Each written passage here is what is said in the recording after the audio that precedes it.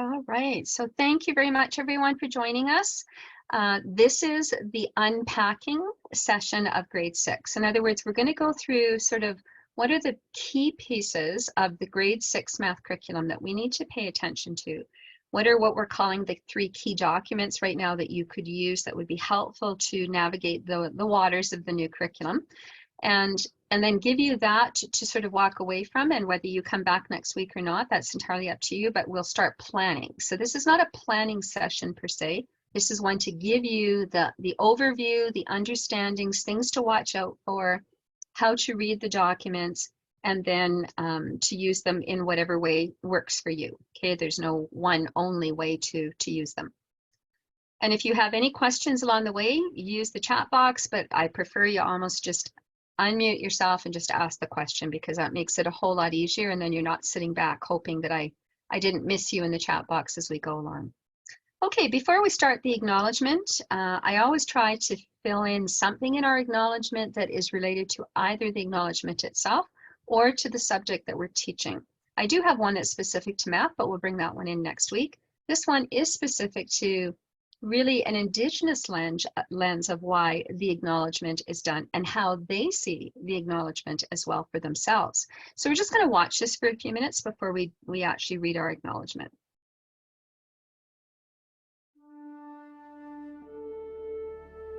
Let me know if you can't hear it.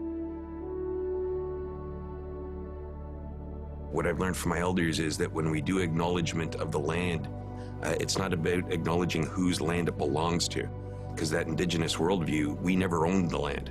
We're simply caretakers of it for future generations. And what I've been taught from my elders is that when we do that acknowledgement of the land, it's much more than just the territory. It's about relationships. It's about our relationships with people that share the land. It's our relationships with Mother Earth. It's our relationships with the four-legged, the finned, the feathered, the crawlers, the original stewards of Mother Earth. It's that relationship that we acknowledge with the trees.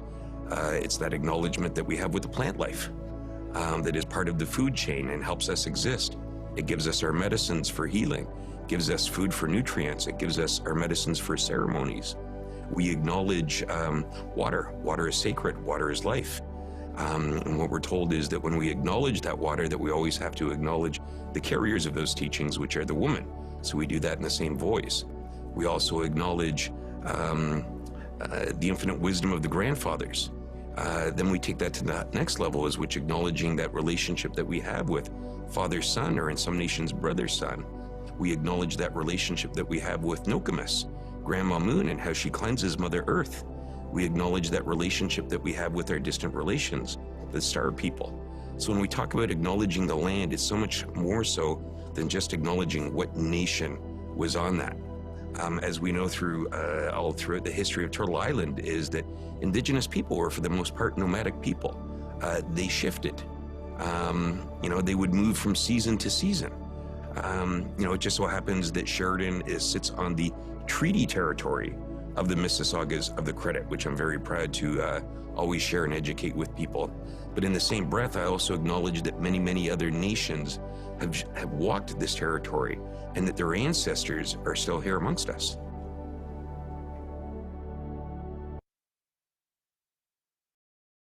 So it's a great introduction and a great perspective on the acknowledgement, but also there is so much in that statement that he has said that ties into the new science. So just that's a good FYI for you. So in the spirit of reconciliation, we want to acknowledge that this gathering is taking place on traditional lands across the province of Alberta, home to many diverse First Nations, Métis, and Inuit peoples. We acknowledge that this land is a traditional meeting ground, giving voice to its original peoples and the story of creation of this country in a way that history may have forgotten. Okay, come on, let's go. So if we were doing this in person, one of the things I would ask you to consider, and I mean, we could do the same now, but really I want you to consider about when you just start teaching grade 6 math, any year, forget that you have new curriculum. What is your usual routine? What is it that you do to start the year? How do you get to know the kids? What is it, the practices that you have? And we'd normally have you just have a chat, but today we're just down to a short period of time, so I want to keep going. But really what my point of asking the question really is, it doesn't matter if you have new curriculum, you still get to know, you still need to know the children, you still need to know what are their strengths and weaknesses. You need to know, are they arriving at my doorstep knowing what they need to know? And we know because they're launching into your class next year, coming from old grade 5 into new grade 6, that they won't have all of those tools in their toolbox. And so we're going to have to do some bridging as we go along. And that does not mean, bridging does not mean reteaching the whole missing grade that they came from before. We're going to grab bits and pieces and chunk it out into small, manageable pieces, not just for them, but for you too. Because you're not going to teach all of the new curriculum in 2 months. You're not going to even plan for them all in the first month. So we want it to be manageable, and so that you feel comfortable enough that you're able to handle those snippets with them. And the only difference that you might have in your startup would be listening more intently for certain things that they say or don't say that would give you some indicators that, okay, I maybe need to take a few steps back here, or, oh my gosh, you know, we're actually rolling on this. We don't need to take a couple of steps back. We're doing okay on it. So that's really the reason that we kind of have that question in there for now. For those who are joining for the first time, and we do have some new names on here, so I just want to be cognizant. And for those who are joining me again, please just be patient for a little bit. When we looked at this, when we were unpacking last year, the K to 3, we just had the center. And basically in the center, it just said new curriculum. Kindergarten bridged into grade 1, which bridged to grade 2, which bridged to grade 3. So everybody had to be aware of what happened in the year before so that they knew what the children, in theory, in a perfect world, would be landing at their doorstep with. And maybe what are some things I need to pay attention to now because I know they might not have that.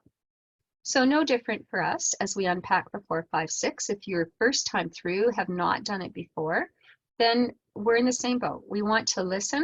We want to know what are some big rocks that I need to pay attention to before I even think about teaching my outcome.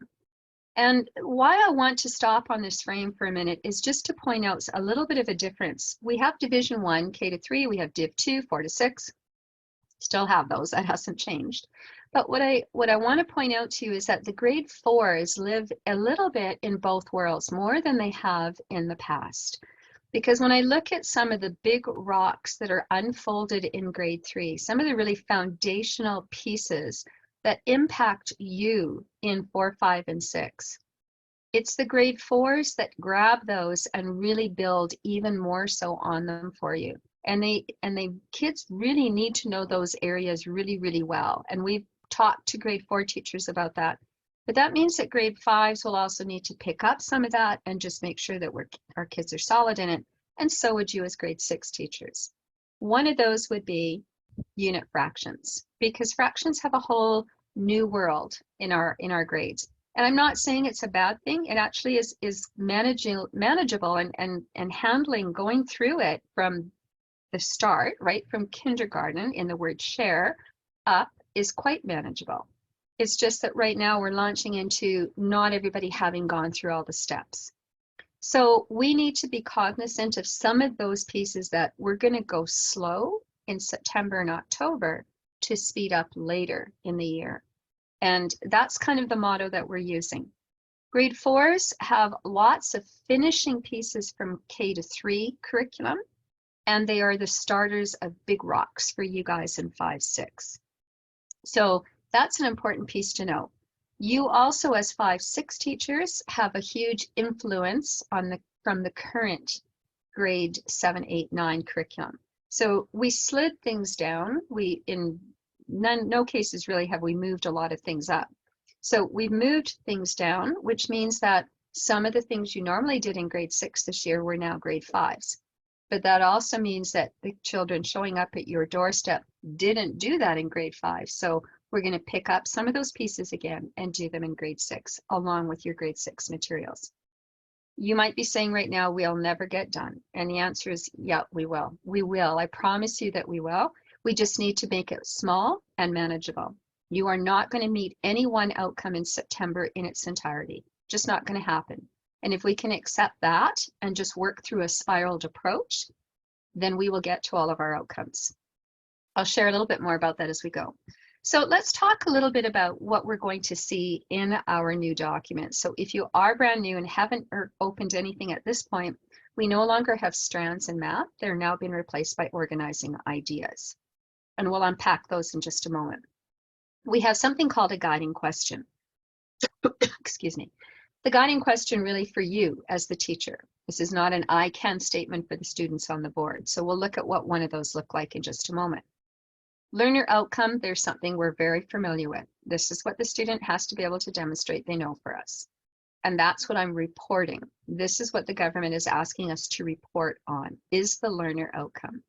So when there was some talk about there's going to be a common provincial report card, and we asked them about that, they said, well, you already have it. And in theory, they're absolutely correct.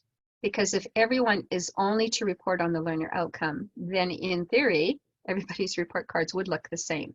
But we know that each school board has differences in how they've approached that, how they're going to actually unpack that reporting, what they're putting into PowerSchool or whatever program you're using. So there is going to be variation on that for sure. What I teach within that learner outcome is demonstrated through the CUSPs, or the knowledge, understanding, skills, and procedures. 3 columns that we'll unpack in just a moment. When you hear the word CUSP, it just means it's the first letters of those 4 words, and that's how they're coming up with that acronym. The literacy, numeracy, and competencies are not new. These have been maintained from the 2013 ministerial order, and they are still in vogue today. In other words, that means that as teachers, we are to continue to do them under the original umbrella. And the original umbrella said that a student who entered school in 2013 would be exposed to literacy and numeracy progressions and 8 competencies over the span of their entire time in school. So when they graduate in 2030, they would be able to demonstrate, describe, know their strengths and weaknesses in those competencies. So that meant, and that original ministerial order, every teacher, every year, every subject would be talking about every competency. So a student would see competencies in the light of math, they will see it in the light of science, they will see it in the light of social studies. And they will notice that there are commonalities, obviously, between those. But the lens of maybe problem solving that I use in one discipline might be a little bit different in others, maybe not. Maybe that's my strength. And so when I start to apply for jobs, I look for things that have that competency in it. So that was the intent of it. We don't need to wait till 2030. We've been into the competency-based applications, interviews, job descriptions, strengths and weaknesses, evaluations for the last 5 years. So we actually have been there for quite a while already. Okay, so we're going to look a little bit at some of the documents, and the first one we're going to start with is just generally the numbered outcomes document, which is just the outcomes document that you could download from New Learn Alberta, and we're going to unpack some of those pieces. But when I bring this document to light, what I really will see is very general statements at the top, conceptual statements at the top. And then those general broad statements will start to get filtered down more specifically into certain topics that I have to unpack in my grade. And I will know what I'm unpacking from this broad going down to the specifics. Oh, and I see these are backwards. I'll change those before I put it into your folder, but broad up here, specific down here. Think of it as an inverted triangle. So the broad ideas are at the top, and I need to unpack the broad idea based on what my learner outcome says I need to teach those students in my grade. So it will look a little different for each teacher as they move through the grades. So the first thing what we have, and this is, you can find this on the New Learn Alberta site. There's 2 places to get curriculum. There's one that's at the top. Usually when you come right into New Learn Alberta, it takes you to one in which I can just isolate one grade. Or if I want the printable version, that's this one here. I just go down the left-hand menu when I sign in and just highlight printable. And then I can pick my subject and go from there. So math is the brownish orange color. And there are 3 colors on any one of your curriculum documents. The darkest color is always your organizing idea, the broadest statement. the statement that contains the big rocks that span numerous grades. So to be called an organizing idea, it has to cover at least 2 grades. And there's none that cover just 2 grades. There's multiple grades, if not all 7 grades, because we start in kindergarten. So the organizing idea, how I know which one I'm working on, because it's not strands anymore, I just look for the first word behind it, and this one it says number. So I'm into the number section of the curriculum, and it starts with quantity is measured with numbers that enable counting, labeling, comparing, and operating. And this particular organizing idea starts in kindergarten and goes all the way to grade 6. Same sentence, all the way across the top. So if I was able to put all of the grades together, you would see it not stop. So this is where I'm going to find my big rocks, those essential learning outcomes that I need to know. I need to be able to find the big concepts that live in here, because that's the concept that's going to get unpacked in my grade. So here you see where often these organizing ideas and where they fit into the curriculum. Where do all of them run through from kindergarten to grade 6? Where do some of them stop? Where do some of them start? So for example, algebra does not start until grade 3. But when I look at time down here finishes at grade 4. So the work that happens in time, the angle measurements, the symmetries, the degree measures of 360 in a circle, all that stuff has been done by the end of grade 4. So in a perfect world, and I'm saying that all the time because we're not working there next year, they would arrive at your doorstep in grade 5 and in grade 6 already knowing that. We won't necessarily know that. So when I talk about a circle having 360 degrees, when I talk about things fitting into a circle or angle measurements, we're going to have to do a little bit of a step back there and make sure that they understand it. But not just to say a circle has 360. We're going to bring back the clock. Let's get the clock going. Let's get the hands. Let's use it in the classroom so that we're just make those clocks are teachable, manipulative while we're working through, do they know how to tell time? Because that's part of grade 3. So this is what you see happening throughout the years. The second line that you have is what we call the guiding question. And there is a specific guiding question that builds from the organizing idea, but there's a new one for each of the grades. So yours is different than grades 5. It would be different than what we see in grade 7, and we don't know what the junior high looks like yet. So we'll have to wait and see how that unfolds as well. So your guiding question was written for the teacher, not to be changed to an I can statement for the student. The intent was the guiding question comes out of that broad statement and it's linking to your learner outcomes. So as a teacher, when I read it, if I were thinking about how would I answer that question, how I answer it should inform really my practice on how I'm going to organize my unit. What are the things I'm going to have to do with the students to answer that question? What are the strategies I'm going to have to show them? What's the pedagogy that I'm going to throw in there? So that was the intent of the guiding question. When I go to the next one, which is the learner outcome, that's the easier one for us because it's familiar terminology. What does the student need to know? They need to be able to demonstrate to us they know this. And what this is determined by the 3 columns underneath each of those learner outcomes. So what specifically am I supposed to teach them in that learner outcome? Like, what is it I'm supposed to really hang my hat on? And those 3 columns are called the knowledge, the understanding, and the skills and procedures. So those are those cusps that I referred to earlier. The knowledge is the factual piece, all right? It's the definitions. It's this is what I have to teach them. These are the terms that need to show up somewhere in my lesson planning with them. It is the straight, honest facts. It's the foundations that I need to teach a student. I can't ask you to apply anything if I've never taught you the foundational knowledge that goes along with it first. So everybody has to get the facts done first. But what you can't do is live in that column. You can't park yourself and say, oh, okay, I have to do this. I did this, this, this, and this, done.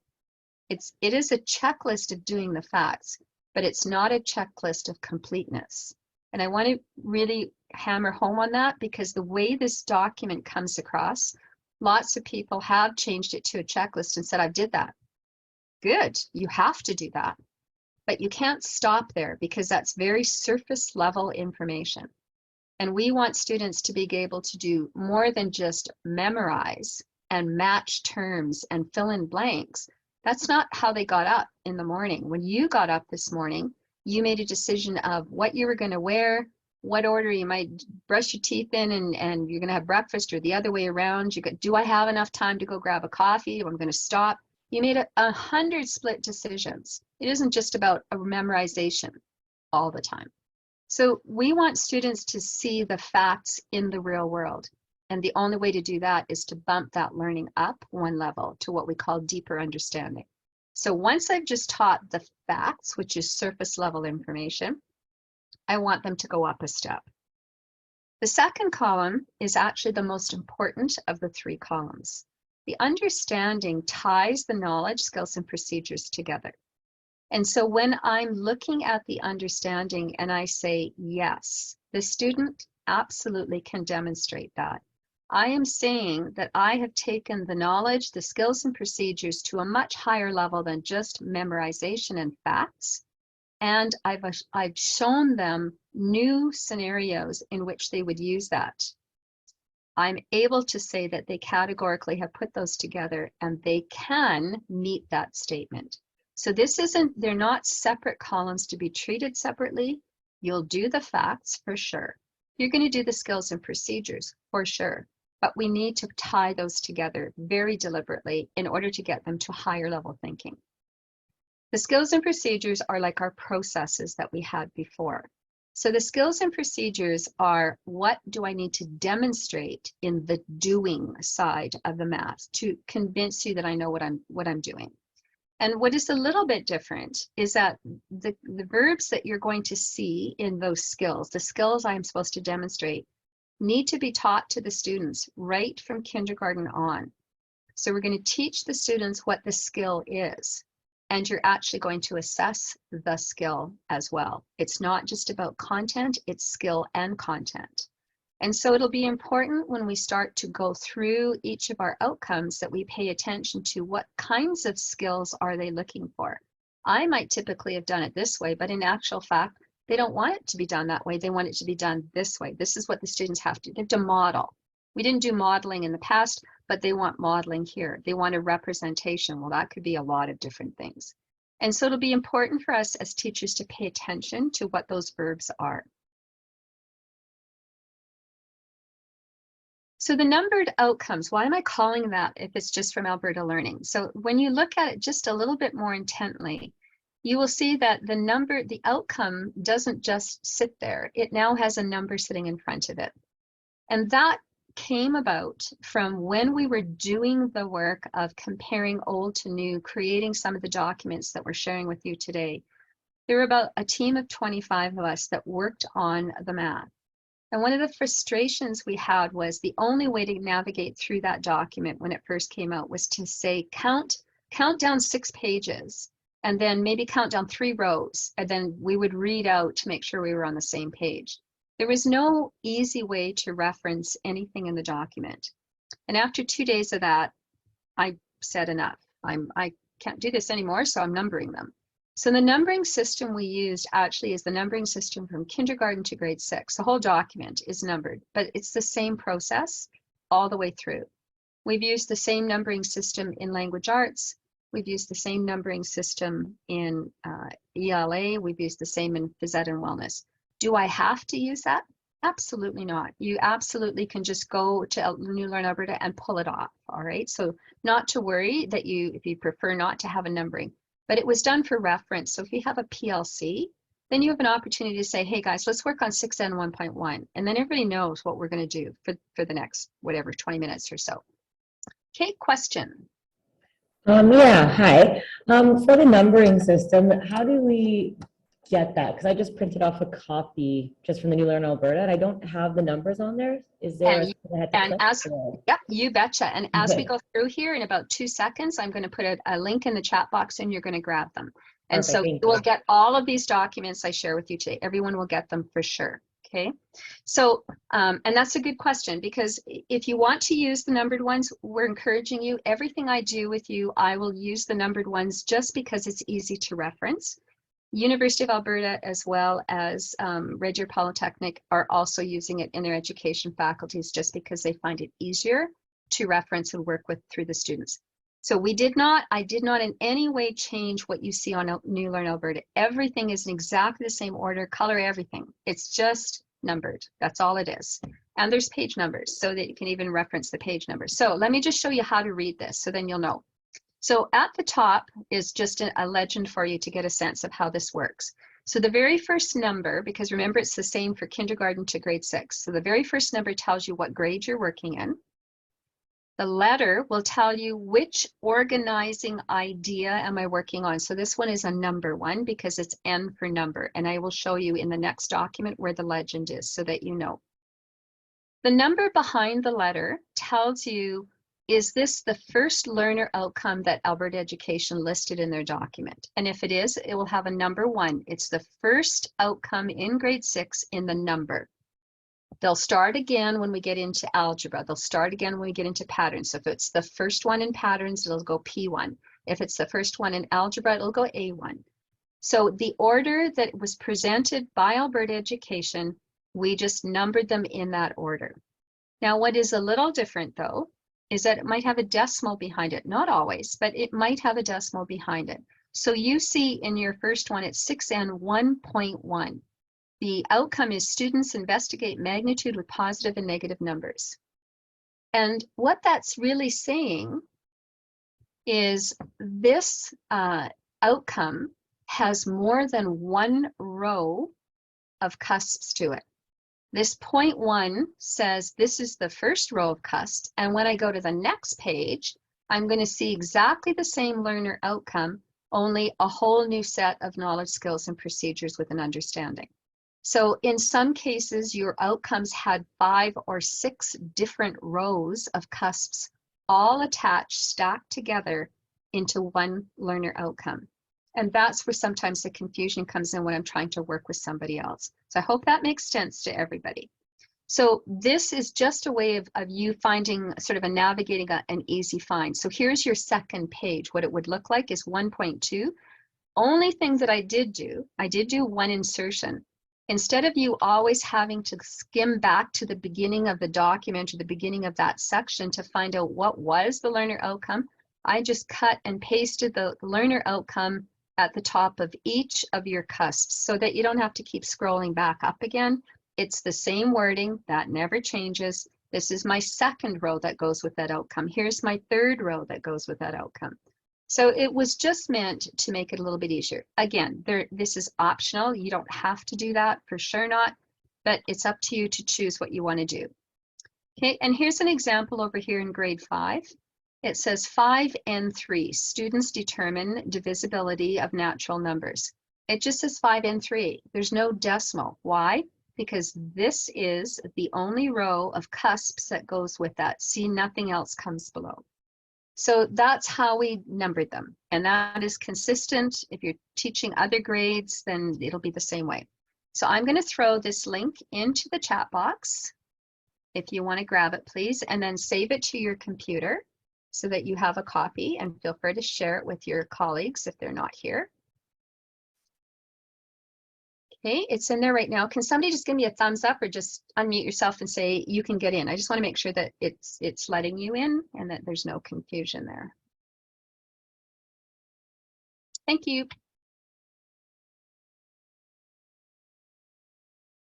So what I'd like you to do is just find grade 6 first. Just once you've got it, open it up, go through, find grade 6. You're going to scroll quite a ways down and just have a quick look at the numbering. I just want to make sure that you see how it works, and then find another row of 3 colors. Remember, every time you have 3 colors, you have a new organizing idea so that you see how the letters change. So just give you a second to go through and find all those.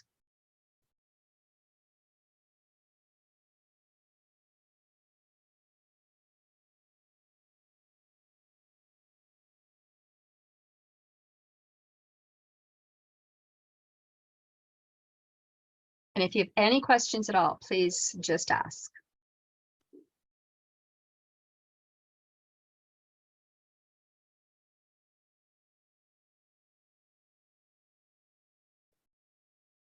Now, if you're making a few notes for yourself, what I would suggest you do when you photocopy this, if you have the option to go in color, print them in color, print them back to back, and do them on large paper, the ledger size, that 11 by 17, if you have that access. If not, then use the legal. But the bigger it is for this first copy, I would keep it on my desk, and all year it's your working copy. Just make notes in it as you go along. And we found that really helpful with the pilot teachers that were working alongside this year. They were keeping records, and that's how they gave me feedback as well. So it's one way for you to keep track of what's working well and where your kids are at. Now, as you're reading through this document, there's a few language conventions I just want you to be aware of. If you run across the word include or including, and it typically shows up in the knowledge column, whatever comes under that word or behind that word, and here's an example, subtraction can be applied in various contexts, including, and then there's 3 bullets and they list them. Whatever comes after the word including must be included in your lesson plans. It is not optional. So Alberta Education requires that to be part of our lessons. And in most cases, they would be things that you do. But we've heard some people say, well, I would do this, but I would never do that. I've never done the last one. That's not an option, right? That has to be somewhere embedded within our lessons. However, it is not saying anywhere that this is the only thing that I teach. If you have best practices, if you have a routine that has worked well with students that you've always used in this section, you are still going to continue to use that. You're not throwing away any best practices. So any additions you want to put in there, knock yourself out, not a problem, okay? As opposed to, if you see the word such as, and I'm going to ask you to actually write down to for example, both of those will be treated the same, for examples or such as. Anything that comes behind those two are just that, they're suggestions. If you want to use them, great. If you only want to use one that's there, great. If you want to use 2 out of 4, great. If you don't want to use any of them and you're going to come up with your own, all fine. You have full discretion of deciding what you're going to do. Okay, and then the last one, not so much that you're going to see in grade 6, but just in the event that you do, if you have words that are in parentheses or in brackets, those words are the mathematical terms, but they might be deemed as being too difficult for the students to manage. And so there's usually a more lay language term in front of it. So in this case, this one's coming from grade 2. So the feeling was that translations might be too big a word for grade 2, so they might only use slide. The translation was for the teacher and for the parent if they're homeschooled, but not necessarily for the student. That said, many of the teachers are saying, I would still introduce that word to them. I might not use it 90% of the time. I might use slide, and that's reasonable. But they felt that they would still show them the word translation and then maybe use slide more often. So just use your discretion at what you feel would be appropriate for your students that you have in your class. The other piece I want to talk about are the verbs. So in the skills and procedures column, I see verbs. And those verbs have definitions without question. I'll share that in a later session with us, not right now. But those verbs have definitions. But the definition may be a one-off definition, but I also have to look at the context in which that word was put in. So it's not always going to be a one-size-fits-all. The context in which I see the word interpret here is 3 different contexts, which implies 3 possible different ways that I can approach it. So I get new verbs at the bottom. You have lots of verbs in grade 6, and we're supposed to teach all of those verbs to the students. They're supposed to be assessed on them. We may not get through all of them for them to be proficient in grade 6.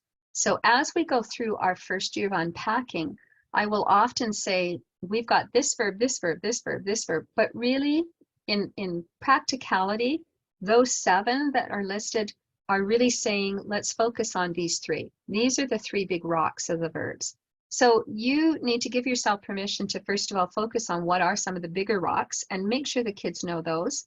And then understand that the context might lead you to use a different one as well. And that's okay. All right, so how do I find the concepts? I keep talking about these big rocks. And that's important because if you live in Edmonton and somebody lives in Lethbridge and somebody lives up in High Prairie, we want to make sure that everybody's finding the same big rock and that you're assessing the same big rock, not you found one, we found a different one, and we're going to go off in different areas. So let's just make sure everybody's clear on what concepts are and how we're going to find them. So remember, we have two different approaches here. If my world is I unpack skills and procedures and knowledge and just do it as a checklist, I make sure that everything that's in those is done. But I don't really go outside of that. What I'm really doing is 2D teaching. I'm doing surface level skills and knowledge, all of which I have to do. I have to do that level, but I can't live at that level. I want them to see how do those knowledge, skills, and facts that I've taught you, how do they fit into the real world? Where do they come to connect with other ideas? And that's getting into the 3D. That's the piece that we want students to be. So we can't live over here, we want to live over here. When I talk about 2D versus 3D learning, 2D is pretty shallow. It's straight factual memorization. Kids who are excellent memorizers will get 100% all the time. And sometimes students who are getting 95s, 98s all the way through school, they meet a grade 6 PAT or they get into grade 7 and all of a sudden their marks start to drop. And part of that comes from these excellent memorizers sometimes can fool you into believing that they know exactly what they're applying, but they're just really good at learning the examples we gave them and the pattern of those examples. And so they ace stuff, but they've memorized along the way. They're not really learning to apply. And when you get to around the end of grade 6, your brain has a limit as to how much it's just going to memorize. And that's generally where it kind of starts to say to kids, I'm done. I kind of want to dump some of this stuff because if you want me to keep memorizing, I'm overfull. I don't want any more. And that's sometimes where you see students who've been acing their way through start to slide. And then all of a sudden parents are saying, what's the deal here? How come their marks aren't as good? And part of it because as they get into higher level, they're starting to connect more concepts or the expectations already there. And if I've never done that before, then I start to tank a little bit. So we don't want to see that happen on a grade 6 PAT because those are multiple concepts. Those are very few questions are just right and wrong. There are very few regurgitation questions. Most of them are concepts intertwined with one another. So that wouldn't be the first place that I want a student to see that. That doesn't mean that they won't do well. It just means that they need to be exposed to those opportunities so that I start to think that way. So when I talk about 2D, I memorize a fact, I memorize a process. But that doesn't transfer just because I know that. That doesn't mean I can take it to a new situation. Whereas if I start to intertwine different and find connections and similarities and differences between approaches and between those different facts and concepts that I've been learning, then I can start to get into what we call intellectual depth. It gets deeper, it gets more rich, and that's really what we're looking for. And it doesn't have to be big. This is not a reinvention of teaching in any way, shape, or form. It's what we've always done. What we're looking for are ways for students to demonstrate that they understand what we're asking them. So if I ask you between two different facts and you give me the right answer and I say, good, I'm still keeping you at the surface level. But if I say, can you tell me why? I am now bumping it up because now I'm deliberately pushing you to give me information on both of those and show me why you made the decision that you did. So it's just a simple add another question onto it to get to the right piece. And often we have to do that because sometimes we're getting the right answer for the wrong reason. And that's important for us to know. They're getting all the right answers, but they're getting it for all the wrong reasons. And so somewhere that's going to catch up with them. So in here, we're going to just quickly watch a very quick video on what a concept is. And then I'm going to ask you as you're watching this to think about how does this fit with math? What does this have to do with math?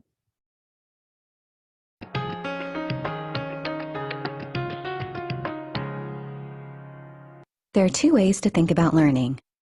A traditional perspective sees students as empty vessels. Students wait for the teacher to point out the facts and ideas they should collect in their jars. Students hold all the facts in their heads until they dump them out to prove they have retained them. But there's another way to look at learning. In concept-based learning, students begin not as empty vessels, but instead with their own pre-existing ideas, similar to a stone waiting to be sculpted. As we learn, we chisel away at our ideas until they become more sophisticated, clear, precise, complex, and accurate. At the end, we have a profound, well-thought-out idea of our own construction. In the second way of learning, the students are doing the work and benefiting from it, not the teacher. But how do you help students discover and refine these ideas? The secret is simple, just 2 words: uncover and transfer. To help students uncover an idea, start with an abstract question. If you're studying the concept of ecosystems, for example, we might start with a question like, what is the relationship between human actions and ecosystems? Have students share their initial thoughts. One might say, people can hurt the environment. That's a good start, but it's not complete. Now, investigate a specific context that illustrates that conceptual relationship. For example, deforestation in the Amazon. From this, students understand that human actions can directly devastate an ecosystem and contribute to the loss of certain species. Transfer is the next step of the process. Introduce a different example that will add a more nuanced understanding than they had before. For example, next you might investigate the effects humans have on oceans. Students will learn that human waste can end up in oceans and harm sea life, also threatening species. This is more of an indirect impact, adding even more nuance and complexity to their understanding. To assess students' understanding of the conceptual relationship, let's transfer again to the Arctic Ocean and have students hypothesize about the impact of global temperatures. Throughout this process of uncovering conceptual relationships and transferring to new situations, students should start to recognize a pattern. Rather than seeing smaller individual ecosystems, students understand the Earth as an entire giant system where human actions may have a great impact. As you introduce more and more examples, students' understanding grows bigger, deeper, and more complex. This deep understanding of how the world works and the ability to transfer ideas to new contexts is an essential skill that allows students to become creators, problem solvers, and innovators.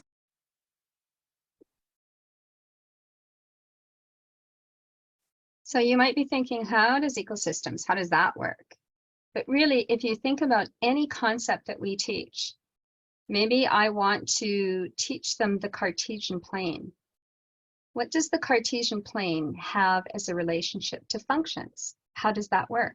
How does that relate to geometric properties? I can combine those, but if students understand each of those and see how they would fit together, that's an open-ended question. So you're probably saying, I'm not creating open-ended questions. You don't have to, because we already have them. They sit in your organizing idea. If you look at any of your organizing ideas, those are broad, open-ended conceptual questions. How are the students going to make that answering connections? It happens through the learner outcome and the things that we're going to do. So we are doing exactly the same thing in math. We're just maybe not doing it in the same terminology because this was related to, the example is related to science. This would be in any subject. So when I talk about a concept, what am I going to look for in my math program? Look for a noun. Look for the words that are nouns. Nouns that are broad. If we start getting really specific, then it's a topic that's related to my grade. But really, I'm looking for values and terms that are very broad. So I'll give you an example. If you go back to your, flip off of my screen and go back to your numbered outcomes document, your first 6N 1.1 at the top, the organizing idea starts with the word quantity. Quantity is a noun. Quantity is a concept. That's one of your big rocks that covers K to 6. So quantity is a concept. Is it broad? You betcha. There's a lot of things I can attach to quantity, and until I know specifically what we want me to do, it's the broad, sitting out there, very open term. It's timeless. We had quantity 100 years, and we'll have quantity in 100 years from now. It's not going to change because of time. It's anywhere in the world. We might not speak their language, but any place you go in the world, the word quantity has a word in their language and a similar meaning. It's not specific to North America, Canada, or Alberta. So these are the kinds of things that we look for when we're talking about concepts. When I'm looking for them as a teacher, the easy way is start to look for nouns. I'm looking for values that allow me to go in and find terms that I'm going to see over and over and over again. So for example, I walk into Leon's, I get greeted, what can I help you with? I'd like a chair. Okay, well, chair is pretty broad, right? I mean, how many different kinds of chairs are there? And that would probably be what they ask me. Anything particular that you're looking for? I might say, well, I'm looking for a bar stool. Okay, well, that if you go down this aisle, so I'm taking away all of the stuff I don't need, and now I'm zeroed in on a specific type of chair, a topic in my grade that I'm going to unpack. So this is how that broad quantity is going to get broken down in your grade by looking specifically at what your cusp is going to ask you to unpack. So it gets more specific, topic specific for you. So here's just some examples. I won't spend time on here, and if you want to go back to the slide deck, you can, but if I look at English language arts, the word character, that's pretty broad, right? So depending on what grade I'm in, I might unpack any one or all of those types of characters. I'll have something similar in geography, I'll have something similar in language arts, I'll have something similar in math. So any one of these have broad ideas. It's just how do we unpack them?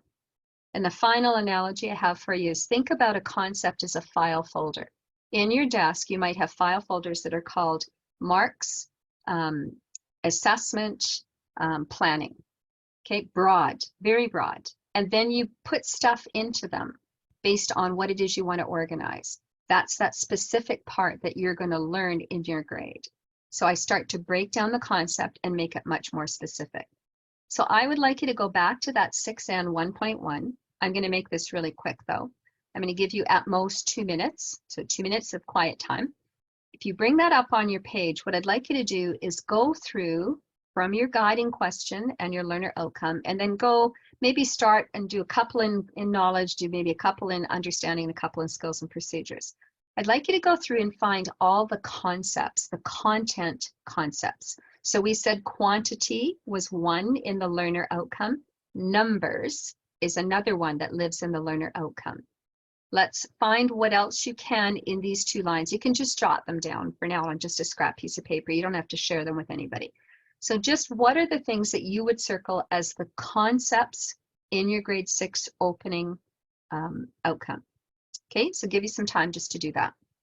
And for those who are watching this as a video recording, you might want to pause it at this point and then just come back when you're ready.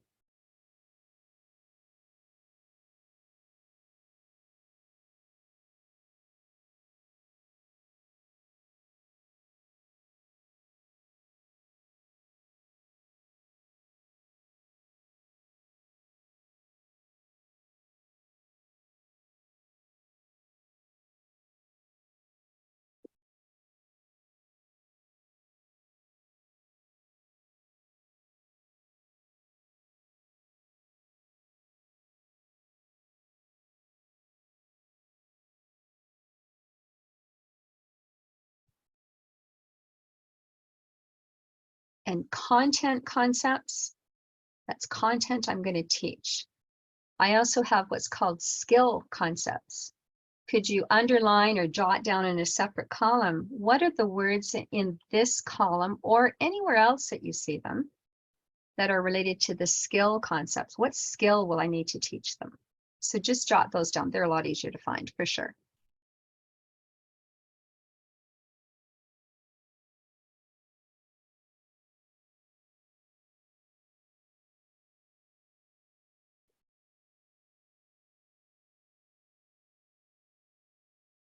So up on the page right now, I know the time is short, but you get the hang of this fairly quickly. But what I've shown you now, what's highlighted on your screen, are those content concepts. And what you should have seen as you were going through and jotting them down is you keep writing down almost the same words over and over and over again.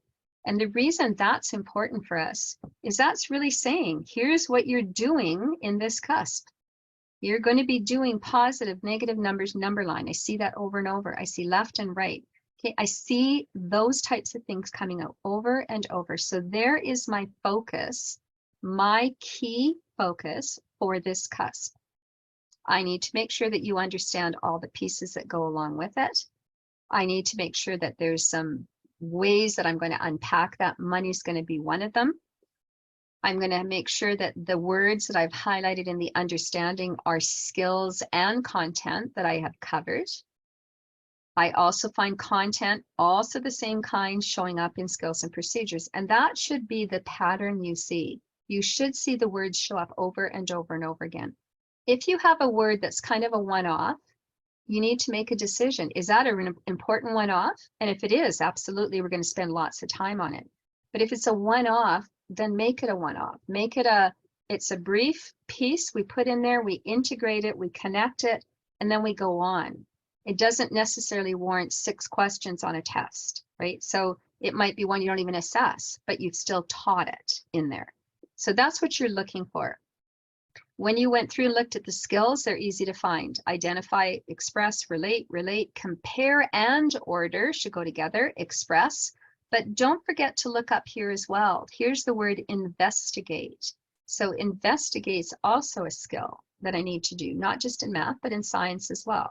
And what does it mean to investigate? We'll unpack all that later. So these you need to be able to find so that you're finding and assessing all those things you've highlighted. Those are the rocks. That's where our focus should be.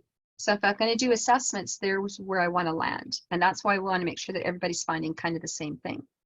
Okay, let's go to our second document. So you would do that each time you start something new. And I would do it if you have a grade partner, do it separately and then quickly just run together and just say, do we find the same things? If you missed a concept, the world will not end. And if you circled something and it wasn't a concept and taught it to the kids as a concept, the world will not also end. It is not going to hurt anybody if we make a mistake there. But in the broad picture, we should be able to find the majority of them and get a good sense of what it is I'm going to be working on. The second one that we created was, how do we know what we used to teach and how does that fit with what we're going to teach? So the curriculum comparison document provides you with a column down the left-hand side, which says, this is what you're doing in your old curriculum right now. And does any of this fit to the new curriculum? And this is how it's been set up. So the left-hand side will have the numbered outcomes document, the general learner outcomes, not necessarily in order, it's how they fit. And then what I want to point out to you is that we have put the understanding first. It's a little out of order from what you see in the numbered outcomes document, because when we did the work with the group, we found that the understanding was an easier match to our old learner outcomes. The way they were worded and the way the understanding is worded are very similar.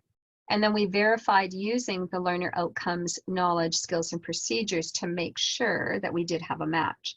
So that's why they're a little bit out of order. But I also want to point out to the top, here are the letters that we use for all of those different, and I see algebra is missing, so there should be an A for algebra, that we use for all of the different areas in your numbered outcomes document. There's where the acronyms or the letters come in, the legends. The color is significant, but not so significant here. When we do the last document, we color coded them for a reason I'll explain there. But number, whether I teach kindergarten or grade 6, number is always a pinkish red. So anything that's a pinkish red, this is a number related item. And it's going along with a number strand on the left-hand side. If it was patterns, it's a light blue, it's a magenta for measurement, and so on. Geometry is purple, statistics, and so on. So we have a different color for each one. When you go through, you might see some things highlighted in yellow. The highlights in yellow means that's completely new to your grade. So the whole outcome might be new, but maybe the intent of the old outcome over here actually is very similar to the wording of the understanding. So not everything was highlighted because the words are a little different. If the intent was the same, we left it. But if there was something added to it that we absolutely did not do before, that's what's highlighted in yellow. And I will warn you that as you start moving through, there's more yellow, more yellow, more yellow. Don't panic. Don't go in there and say, oh my God, this thing is all yellow. I won't be able to get done. The answer is we will get done. We will just chunk it out in small pieces and it will be doable. So that's how you read the numbered outcomes document. You look for the old on the side and then how, if anything, does it match. So here's an example where specific learner outcome 1 and 2 have nothing. on the right-hand side. So either these two outcomes were removed and dropped, or they were removed from your grade and moved to another grade. We didn't write down where they went because it doesn't affect you. You're going to look at what you have to teach. That's what we need to know. So this document, let me grab the link for you here. So you see there's lots more yellow coming in here. Let me grab the link, put it in the box. And again, I would suggest to you, if you have an option to print it in color and on the large paper again. I would do these back to back too, so you can just flip them up and go through. Okay, it's in the chat box. Go ahead and grab it and then bookmark it into your computer.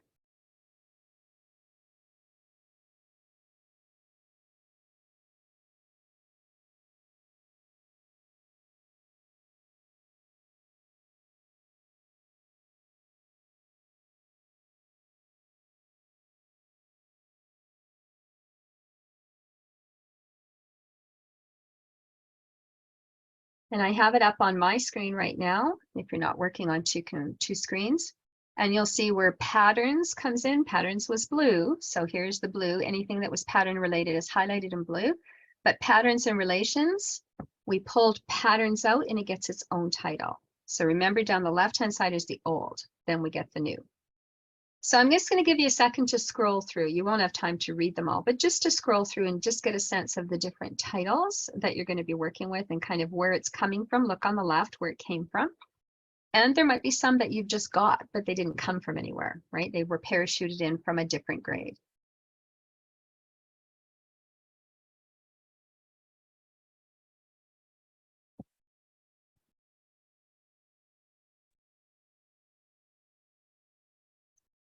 So now let's look at our last of the three documents, the sampled year at a glance.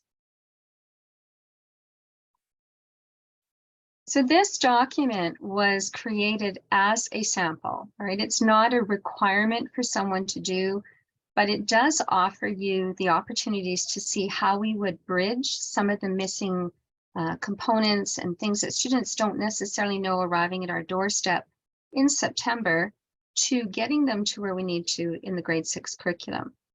So if you decide not to follow this particular plan, that's absolutely fine. That's a decision that you can make. But you might want to then use that plan or the way this is laid out as just ideas about how we started to do the bridging. And that might help facilitate wherever you're going to start. This sample year plan is what we will use when we do the PDs. But that doesn't mean that you can't attend the PDs and still get the resources from them and just use them whenever you're ready. So again, that's entirely up to you, but this is the one that we will follow. And it does follow sort of along as the third document in the series that we created. The first couple of pages of this document have the front matter in it that it replaces what we currently have. So we have about 7 pages of introductory materials, talks a little bit about the strands, how the strands move between the grades from kindergarten to grade 9. It also talks about the processes that we have within there and the philosophies. So that material has been condensed into what you're seeing now. So if you haven't had a chance to read that yet, I would suggest taking just 2 minutes to go through it. It doesn't matter which document you pick up, the front matter is the same whether it's kindergarten to grade 6. So it is included in this document already. So if you haven't had a moment to read through the introductions, I would suggest you do so. So this is what the document starts and looks like. And this is where we borrowed from the work that Edmonton Public had done. So when we were out on the COVID times where students were working at home and they had so graciously shared all those modules, this was the format that they had used to sort of update on a weekly basis what was happening in the different courses. And it was really easy for teachers to use and read. And so we adopted that same layout for the year at a glance so that you can kind of see what are we suggesting might be done in September, what would we be working on in October, in November, and so on. When we use this document, we're going to unpack it 2 months at a time. So when we come back next week, for those who want to join there, what we'll do is look at September and October, and we will look at how we would unpack that. What are some things we need to be aware of that are going to be from previous skills that they might not have, etc. So we won't unpack that today. But how this document works, remember that in the curriculum comparison document, We gave you the legend at the top, so you know that N stood for number and ST for statistics and so on. And each one of them got a color. And this is where the color sort of becomes a quick reference for you. It's sort of a color at a glance. I see that the pinkish red is the same color from kindergarten to grade 6, representing number. So when I look at September, October, November, I see that we have number that's being focused on as one of those colors and one of the outcomes, and specifically starting with N1.1 and N1.2, and also we have N2 in the first 2 months. When I look at this document, what it tells me is what the suggested learner outcome is going to be that we're going to work on, but it is not suggesting or saying that that's the outcome you're going to be finished by the end of September, or you're going to be done it by the end of October. In fact, where you see yellow, it's actually saying these would be the starting points that we would use to address that outcome. And we may watch that outcome go over a long period of time, or in some cases, maybe by the end of October, we're finished some of those outcomes. So the yellow is the bridging part. And for example, in this one, it talks about students investigating magnitude with positive and negative numbers. Magnitude meaning we're looking at a number line. And when I'm doing that, I'm just going to start with familiar things that they know. They know a number line. They've seen a number line before. So we just start with the positive numbers. We don't want to work with both sets of numbers at the same time. And in this case, we're just going to start with 0, talk about the importance of 0. We're also going to talk about money. So this is how this particular document gets unpacked. But you also see when we talk about the spiraling that there could be some other things happening at the same time. So I might be working on investigating positive and negative numbers of magnitude. The bullets that you see in here are not bullets to do. Those are the understandings that were attached to each of your learner outcomes. So if you go back to our big numbered outcomes document, the great big one, which had the brownish color on it, we had the learner outcome. We had the 3 columns below it, the knowledge, understanding, skills, and procedures. And those were the bullets that you found for understandings underneath each of those outcomes. And those are the important pieces to remember. Those are what we're really trying to get to. So when I'm looking at this year at a glance, I put those understandings in there because those were the rocks. Those are the pieces where I'm going to strive to take my knowledge, skills, and procedures, and I want to tie them together to meet that understanding. So when you're looking at those bullets, I still will need that brown document at some point, but that's what we'll do next week. We don't do that today. So we see that geometry is also being focused on. They're suggesting we might look at transformations, and you're going to just start small. We're going to review some things that I've done in grades 2, 3, and 4, and 5, and I want to see if I can remember what a reflection is. Now remember, they didn't do grade 5 last year, so there's going to be pieces in there that will bridge and work our way through as well. And then in October, we're going to continue on, and maybe we'll introduce the review of rotation at the same time. But we also see the color for coordinate geometry coming into play here. So we're going to build geometry and coordinate geometry at the same time. And then we also have algebra. And algebra is talking with algebraic equations. We're not going to do equations. We're not even going to start with expressions. We're just going to maybe start with a review of order of operations. We're not going to get into expressions with variables, just expressions using order of operations. And just start small. Start with addition. Do they even know how to do simple addition? There's a quick, can they do double-digit addition to get to the grade 2? Can they do triple-digit addition? So just getting basic foundational pieces that fit with the order of operation, but also give you formative information about what I can do in addition and subtraction and what I can't do. And if they're good with that, well, then we could introduce multiplication into it as well. So small pieces, we're just going to do small little bits. And we also want to work on our math facts for 12 by 12.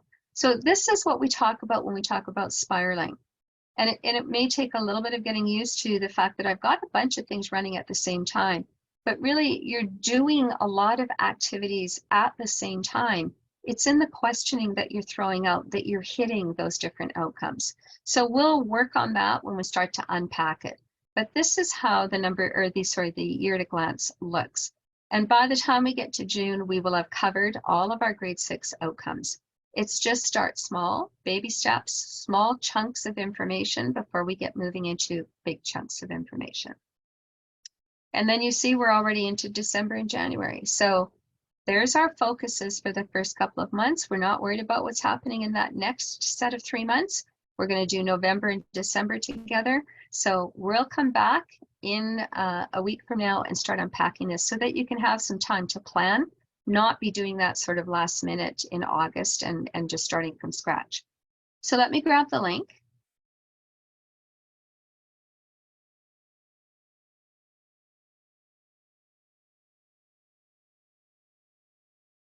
And I'm just going to grab that and throw it into the chat box. Whoops, that did not grab. Now, for those of you that are watching these videos after the fact and are not here today, you can go to the ARBPDC site, which I will share with you, or the Moving Forward that will be open for a little while longer. And you can grab all of these documents from there because you don't always get access to the chat. So if you're watching this and looking to get the documents, I will show you where they are at the end of the video.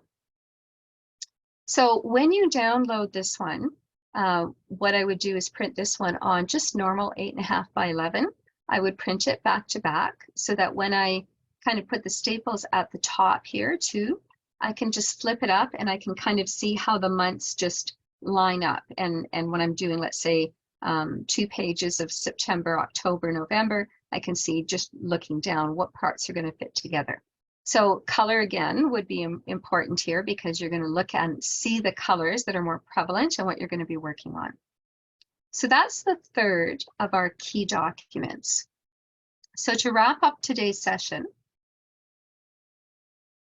just to remind you, when we come back, we will take that document, that year at a glance. We'll be working with the numbered outcomes documents side by side. So you're going to take some time between now and then and just look through them, especially that curriculum comparison document, and just see what's old and new and what's still being there and what parts will I still be able to use and what will I be shifting around. So we'll be looking at September and October. And when we do that, we do something like this. I'll talk about what we're going to look at in September, October. We'll pull up the knowledge, understanding, skills, and procedures for the outcomes that we're going to work on. I will have activities for you on the side that we're going to practice and do together. And then those would be activities that you could use with the students at the same time, that you can also assess, where am I at? Where can I go faster? Where do I need to slow up a bit? I've got some suggestions too. We'll be looking at some other resources like sugatizing cards. I'll have those links for you in the other one. There's a money app here that you may wish to use if you don't have one already. And you just have to click this on when you get the video and just download it and just save it to your computer. And you, by all means, can share that with the students as well. I also use that when I create slide decks and when I create videos, or if I'm using worksheets that I want students to work on or an assessment piece, I do use that program as well. And we'll unpack that as well as we go through the resources. These are other resources that we have made available to you already. So if your kids don't know money, they need to know money. So we're going to leverage money, and you'll find that's one of the tools we're going to use, not just the concept to learn for financial literacy, but the tool that we're going to use for addition or subtraction, for regrouping, or decimals. We're going to just do it through the lens of money first. That way they get to learn the money, but you also make the whole addition process very visual for me. You make decimal understanding very visual for me, and it's real. There's the context, it's real. It's not a base 10 block, which is a plastic abstract piece that I'm still going to use. I'm not saying we're not going to do there, but maybe for the first little while, we'll just use money, just so that we get all of those sort of pieces that we need in play. At the end of the slide deck, you have some links here. There was some work done with our colleagues at ARPDC, where they looked at what's sort of a nice sort of 1 or 2 pager that I could give to parents that says, here's what they're going to do this year in grade 6 math. A little more user-friendly, not quite so technical as the documents are with all the cusps and everything in there. So feel free to use them. When you click that on, you'll get all the grades 4, 5, and 6 for those of you who teach split grade. But again, you can use a bit of it, you can use all of it, none of it, whatever. It's entirely up to you, but I just provide it to you because it might be helpful. Here are the two websites that you're going to find the resources. So if you weren't here today live and you're going to be watching the video, then I would suggest going to either one of these two sites, and that's where you can pick up the numbered outcomes document, the curriculum comparison document, and the year at a glance for grade 6. And if you needed another grade, grade 5, they're listed there as well. The moving forward materials are all being uploaded into ARPDC already, and are kind of just being finished, and that site will be shut down, and we'll just be using this one here, just so that you're aware of that. So here are the dates. When you registered for this session, you also will have access to these other ones. So although these go into next year, you're automatically registered in them. It just rolls over into next year. But we do start next week already with your planning one for September, October. So again, join us then, and that's when we'll really unpack those 2 months and give you some strategies and some ideas and some bridging things to be aware of when I'm starting the first parts of my year, and how do I assess the kids to know where they're at. So I hope you found that helpful. I hope that gives you a starting point, at least to look at grade 6 through. And if you have any questions at all, either reach out to your local consortia math representative, or you've got my email here. If you have any questions at all, don't hesitate to reach out and ask. So hopefully we'll see you next week. If not, have a wonderful rest of your year, and we will probably touch base with you in the fall. Thanks very much, everyone.